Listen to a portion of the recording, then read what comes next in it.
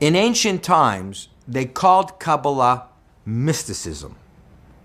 But if you tried to explain the computer just even 200 years ago, or the fax machine or the internet, they'd call it mysticism. So Kabbalah spoke about concepts that were literally not just centuries, but even millennia ahead of time. So for example, the Zohar, 2,000 years ago, which is 1,500 years before Columbus, the Zohar spoke about a round earth. To quote, "The whole world rolls around like a ball, so that some people are above and some are below." The Zohar said 2,000 years ago that true reality exists in 10 dimensions. Can you imagine? We just learned about dimensions in this century, that there's other dimensions we can't see.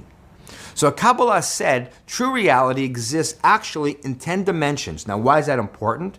They said, if you look around with your 5 senses, we only detect 1% of true reality. The remaining 99% is hidden, says Kabbalah, in these other dimensions. Please, could you stay a while to share my grief? For it's such a lovely day to have to always feel this way. And the time that I will suffer less is when I never have to wake. Wandering stars, for whom it is reserved the blackness of darkness forever. Wandering stars, for whom it is reserved the blackness of darkness forever. Those who have seen the sign of dread, like a husk from which all that was not has fled, and the masks that the monsters wear to feed upon their array.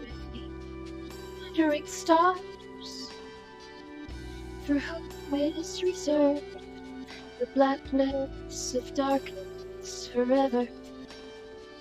Wandering stars, for whom it is preserved the blackness of darkness forever.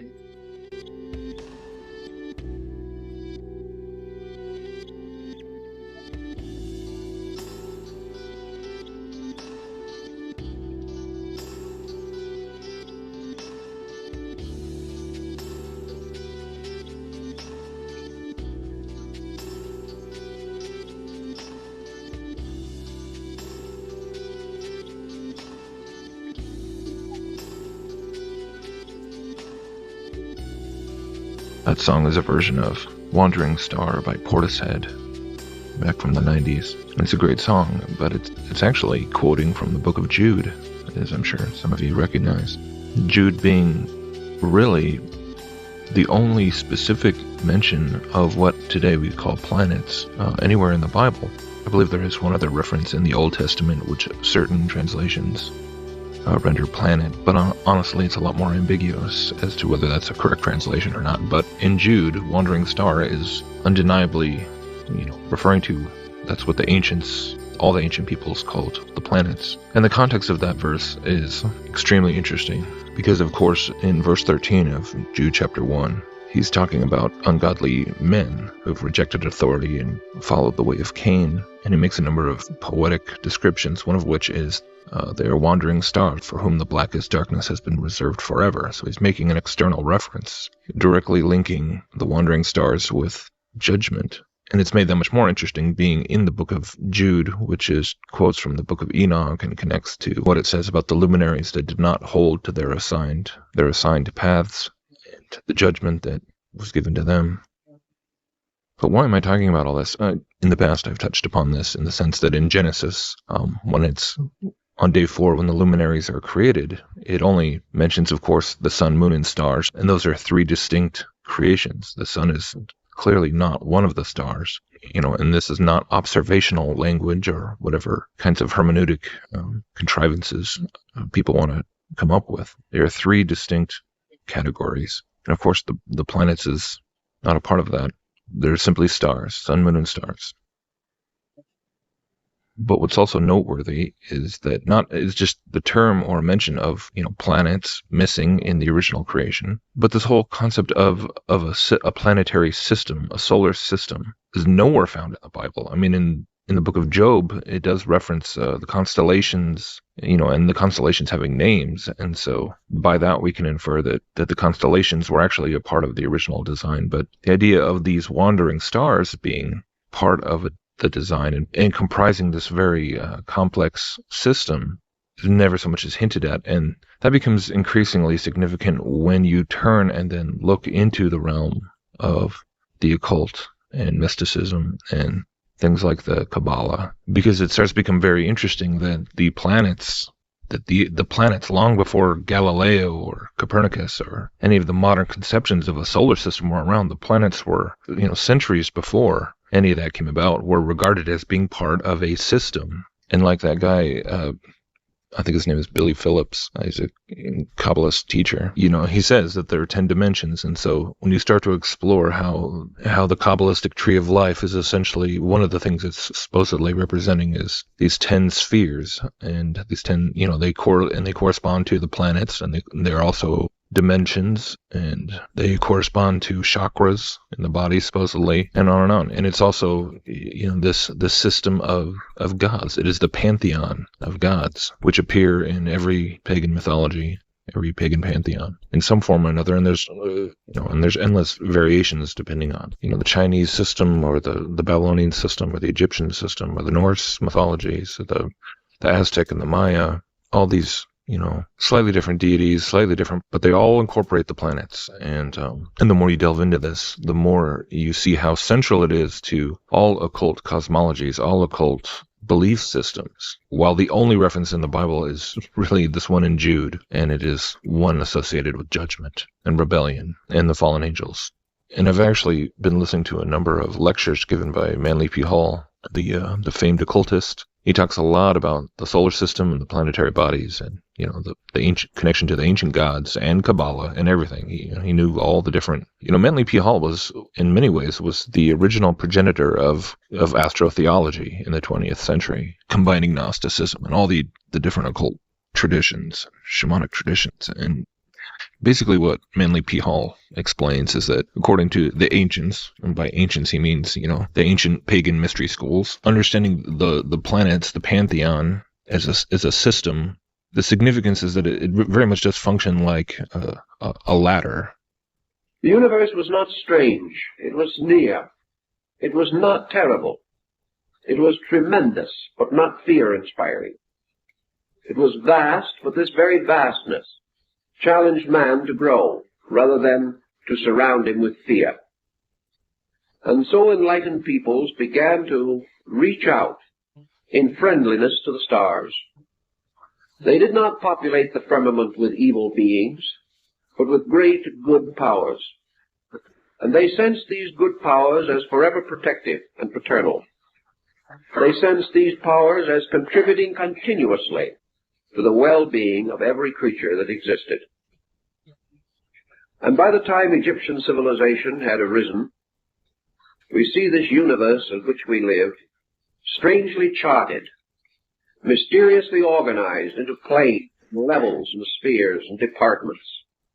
There were worlds within worlds, wheels within wheels, as in the story of Ezekiel's vision. Man saw the universe as a vast structure of evolving life and saw himself moving through this structure. According to any form of Luciferianism, there's no such thing as sin. There's no such thing as a rebellion against God. It was simply some kind of a choice that was made back in the distant past to go on this journey of discovery, this journey of enlightenment. And so man left his original abode in the stars, living with the gods, and came down to the mortal existence that we now have, and he came down through these planetary levels, these dimensions, these spheres. And so the ultimate goal is to eventually ascend back up through them and go back to where we came from, to return to the stars. And this is what is so interesting once you really start to kind of look at just materialistic Copernican cosmology and what it says how in so many ways it does seem to be actually preserving these old pagan mythological concepts in a materialistic form in some way or another, in the sense of, we're all star stuff. We came from the stars. There's a materialistic embodiment of that. And then conversely, by going back up through the stars, by spreading out and conquering the solar system, you can even think of the planets as being these like stepping stones, these stages of, exploring the cosmos. And it is pretty uncanny how it still mirrors so much of the underlying concepts. And the more I really think about this, the more it makes sense in the way that that's really all that Satan cares about in the end, is the embedded teaching within this false belief system versus that false belief system. He doesn't really care whether someone is deceived by atheism or materialism, scientific materialism, or if they, full-blown occultic mysticism, or whatever combination between. It's all, the net effect is the same. And that's why it's pretty amazing the more you study about Copernican cosmology, where you can see these parallels and how, with all the changes, it's still, there's nothing new under the sun. I think about the analogy of, it doesn't matter, like Satan doesn't care if you prefer Harry Potter, or if you prefer Star Wars. Either way, it's the same witchcraft. It's the same Gnostic worldview being preached. He doesn't care whether you like wands or you like lightsabers. It's all the same. It makes no difference in the end. And again, going back to the quote at the beginning, when he's quoting from the Zohar was written in the 13th century, talking about Earth, the Earth rolls, and there's people on top of it and people on the bottom of it. The Bible never says anything like that. Yet in the Zohar, which when you really boil it down, it's either a total forgery, or what I would say is almost certainly it's a demonically inspired book. It's an occult book. It's a doctrine of demons. So we see the origins of all these concepts coming from the mystery schools, coming from mysticism, coming from the occult. And it's continuing to preach the same message of ascension, of returning to the stars, of becoming like gods. That's what transhumanism is. It's the same old Luciferian message. And it's all a lie.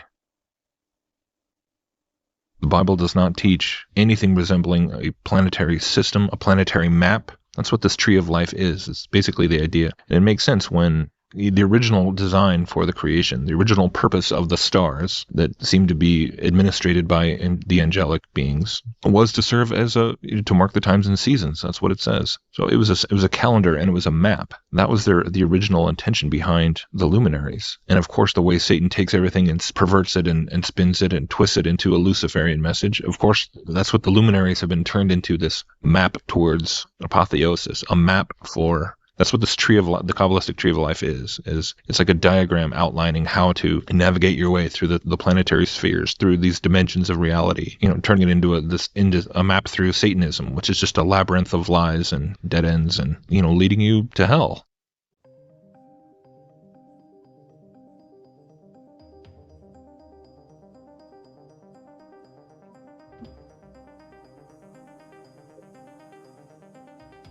And so, if you go to Berkeley, where I got my PhD, you can buy a t-shirt which says, "In the beginning, God said."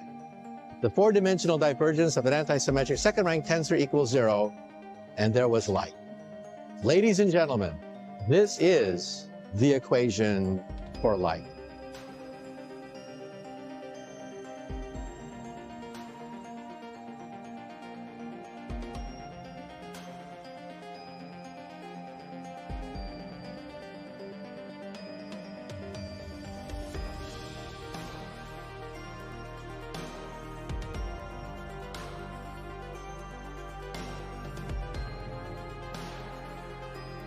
The physics is not mathematics, and mathematics is not physics. One helps the other. But you have to have some understanding of the connection of the words with the real world. Mathematical thinking has opened the doors to the exciting adventures of science.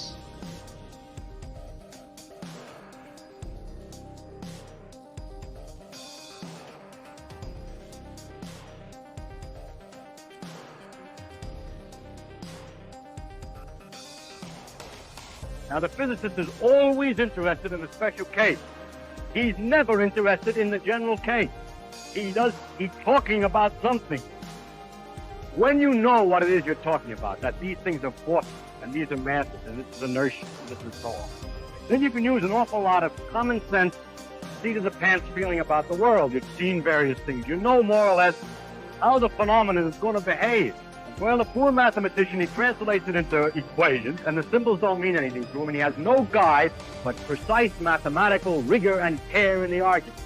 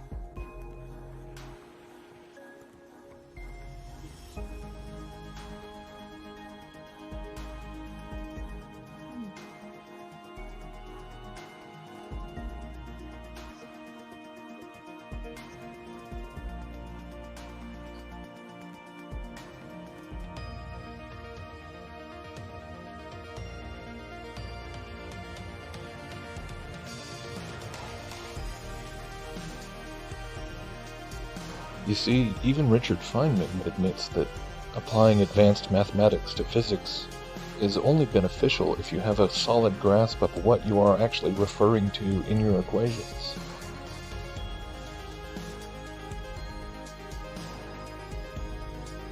And this is the whole problem.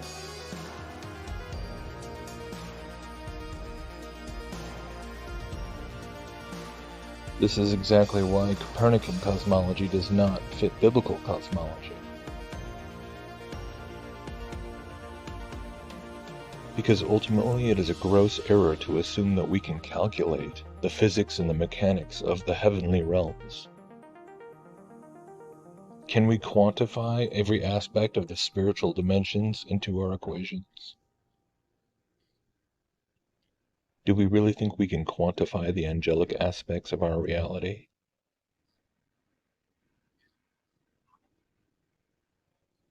Do we really think we can come up with a theory of everything and reduce the knowledge of the Creator to a mathematical equation? Such is the hubris of Luciferian ideology.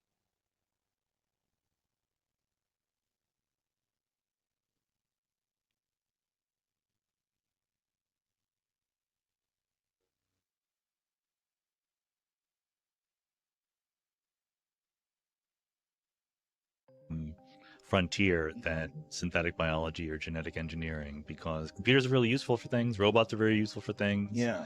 Human beings are just going to sort of blend in. It's not like we're going to have AI and super healthy humans. We're going to just have everywhere on that spectrum.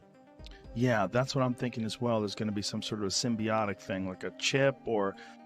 Lots of people are working on it. Elon Musk has a little company that no one knows about. Well, they do now. Yeah. Well, They're people know ratting them about out. it if they care, but it's not like one of his famous ones, right? Right. To implant neural lace, right? To put something in your body that reads your brain. Yeah, and improve you. Yeah. Neural lace. You won't need your phone anymore. Wow. I mean, they're right now, companies that want to make money in the short term are building these non-surgical, non-invasive things. Like wear something on the front of your head, right? Yeah. Or a cap or something like that, which can detect frequencies of vibrations in your brain, and it's very primitive, but you can move things around. You can control drones, right, with your brain without touching anything. But yeah, the thing to imagine in the far out science fiction scenario is cracking open your skull, inserting some electrodes in there, closing it back up, and now you're part of the super internet without doing anything more than closing your eye. You know, I think, and this is just kind of uninformed belief, but I suspect that the human brain is pretty optimized for what it tries to do. I think that rather than improving the brain or stimulating it, the way forward is to augment it, like hook it up to calculators and internet and whatever. You know, one thing that I don't see talked about very much, but I think will be a real game changer. You know, we talk about phones as if we're carrying around phones, but we don't mostly use our phones to talk to people on the phone, right? We check the email, check the internet, and we take pictures. Once you really have, and again, it might not be possible, but if you really had a direct connection between your brain and the internet, your eyeballs are a video camera. Everything you see, you can record and store somewhere, right? So, and you can lend them to other people, or people can subpoena them, or whatever. Like, there's literally no place in the world that human eyeballs aren't looking at that would not be subject to later inspection. That is weird and scary and bad. And I think that there is a short-term versus long-term question here, right? Like, even if what I said is a long-term truth, on the short term, improving our thinking skills in direct ways with stimulation or whatever sounds, you know, pretty good. But maybe you can just do that through beta blockers or some drugs or something like that. Like, I think that's another thing very plausible, that we'll have safe, super efficient drugs someone can take in over the next 6 hours. They're way clearer thinkers than they were before. There's a lot of talk in, you know, the AI existential risk community, like worrying about artificial intelligence, about value alignment, like making sure that the AIs value the same things that we do, like our existence, for example, right? Yeah. But I think a little bit, at least what I hear, and I'm not an expert, but what I hear, it seems a little bit off the mark, because they're talking about what to program into the AI. But if it's in any sense really an AI, it can reprogram itself, right? Yeah. Like, you can change your mind as a human being. You can change your values. You can change your motivations. Artificial intelligences should be able to do the same thing. And in fact, they better be able to do that if they're going to be truly intelligent. If we're going to mimic what a human being can do, it can't be something where we program them to just do a task, because that's not intelligent, right? So if that happens, yeah, then, you know, who knows what they're going to eventually be motivated to do, if anything. Like you said, like, what is their motivation even to do anything at all, or even to exist? These are hard things to even extrapolate because they're so far beyond our experience. But I do think that we're opening up doors that we never had before, between genetic modifications of human beings, artificial intelligence, brain-computer interfaces. We don't have the experience or the capacity to really even ask the right questions about these things. When people invented the internet, they weren't sure what they were going to do with it. And I think that the same thing is true if we can imagine blending the barrier between our biological existence and some virtual existence. We don't even know what questions to ask about that. I think that it's going to change, like, if we combine this idea of, you know, interfacing with computers, with this idea of drones doing some drudgery work, with this idea of giving people a basic income, everyone is just going to sit in their rooms and write on their Tumblrs all day. That's going to be the future. I don't think they're going to be writing anymore. I think there's a real possibility that we're going to create virtual reality that's indistinguishable from regular reality, and people are going to live in there like Ready Player One. Well, it'll be better. That kind of thing. I think that the big flaw to me in things like Tron or Ready Player One is that they make the virtual reality look too much like the real reality. There's no reason why virtual reality has to have gravity. Right. There's no reason why it has to be three-dimensional. There's no reason why, you know, you have any limit on how strong you are or how fast you are. Yeah. Like, there's no reason why you have to have only one body. I mean, there's a million different ways in which it could be very great. Well, it also could be implemented with something like the tank, the float tank that we were talking about earlier. Some equilibrium that we reach in 100 or 200 years where the whole mode of life is utterly different than what it is now. If you could put priorities in terms of, like, what you think people should concentrate on first in regards to this kind of stuff, what do you think those would be? If someone said, Sean, you're a super smart dude, let's get on the ball here and figure out what direction should we take this in. I mean, what I do for a living is more like foundational, what are the laws of physics kind of things, right? So I'm not the person to speculate on this stuff. Who is? But, well, I think this is why I said earlier, like, I think we should be talking to each other, because nobody is. No one person is. Right? Like, that's why we need to have people from different areas of expertise talk about each other's areas, if only then to be corrected, right? But, you know, to be open to that dialogue. So I think that, for example, an enormous amount of effort has been put into nanotechnology, building tiny little machines. I suspect that mostly the real advances there are not going to be in nanotechnology, but in synthetic biology, where you take bacteria or multicellular organisms that already exist and adapt them for your purposes, make them do whatever you want. Because biology has already solved a lot of the problems that technology is still struggling to figure out. So the concept of nanotechnology is you're going to take almost like a cell-sized machine, right? And many of them are going to go into your body and find areas that are damaged or that are or problems. Do whatever. There's a woman, a professor at Caltech, who gave a talk a few months ago about she builds robots out of DNA. So these little DNA robots can go in, and right now they're at the level where what they can do is sort things. So like if they have molecule 1 and molecule 2 scattered across some surface, this little DNA robot will go in and move all molecule 1 to the left, all of molecule 2 to the right. And so she says that's the beginning. Like in the future, you'll have your little DNA box and you'll say, I'm allergic to tomatoes. And then it will invent a little machine that will run through your body and fix your allergy to tomatoes. Right? You don't need that anymore. Whoa, with a machine. With a DNA robot. So it's literally, so why DNA? Because you think of DNA as carrying the genetic code, but DNA is a wonderful molecule because it is relatively stable, but it's not just a crystal, right? It's not just doing the same thing over and over again. So it contains information and it can adapt. It can hold on and grab onto certain things and let go and do things. So DNA is a wonderful testing ground for building little, really, really tiny things in your body that will change who you are.